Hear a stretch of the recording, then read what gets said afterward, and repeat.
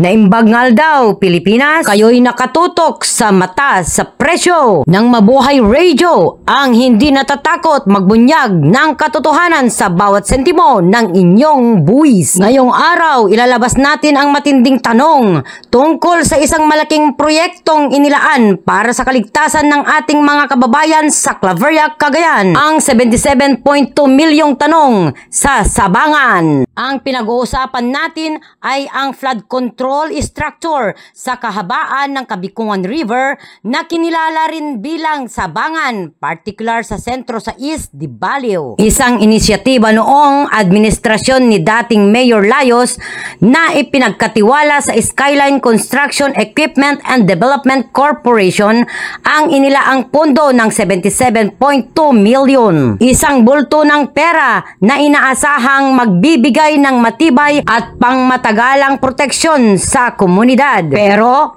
ano ang kinalabasan? Sira agad. Ayon sa nakalap naming impormasyon at ebidensya, ang 77.2 milyong istruktura ay hindi pulido sa pagkagawa. Wala pa man sa panahong inaasahan, mayroon na ngang mga parteng nasira at malinaw na hindi na maayos ang kalidad ng proyekto. Ito ay malinaw na pag-aaksaya ng kaban ng bayan. Ang kaligtasan ng publiko ay naging biktima ng substandard na pagkagawa, mga concrete jackstone at sementong tinunaw ng oras. Higit pa sa mga nasirang pader, may mga nakita pa kaming nagkalat ng concrete jackstone na dapat sana'y matibay na depensa, pero tila basta na lang itinapon at hindi nagamit ng tama. Ngunit ang pinakamatinding patunay ng kapabayaan ay ito, tuneladang semento nakaimbak pa sa tanner bag na hindi ginamit ng construction.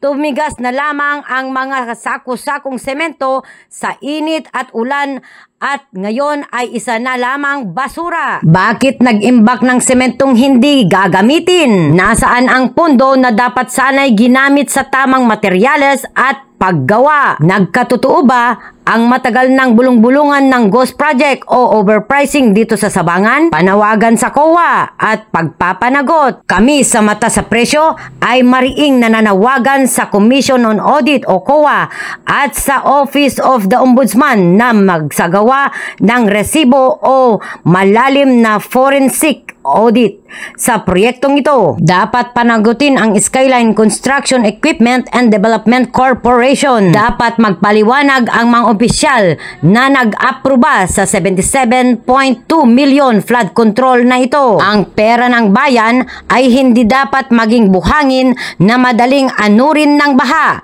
Ito ay dapat maging bato, pundasyon ng matibay na infrastruktura. Yan ang tunay na balita mula sa Mabuhay Radio Japan Worldwide. Sa bawat oras, sa bawat himig, mananatili kaming walang takot, walang pinapaboran. Ako po si Maylin Tarok Agkawili mula sa Claveria, Cagayan.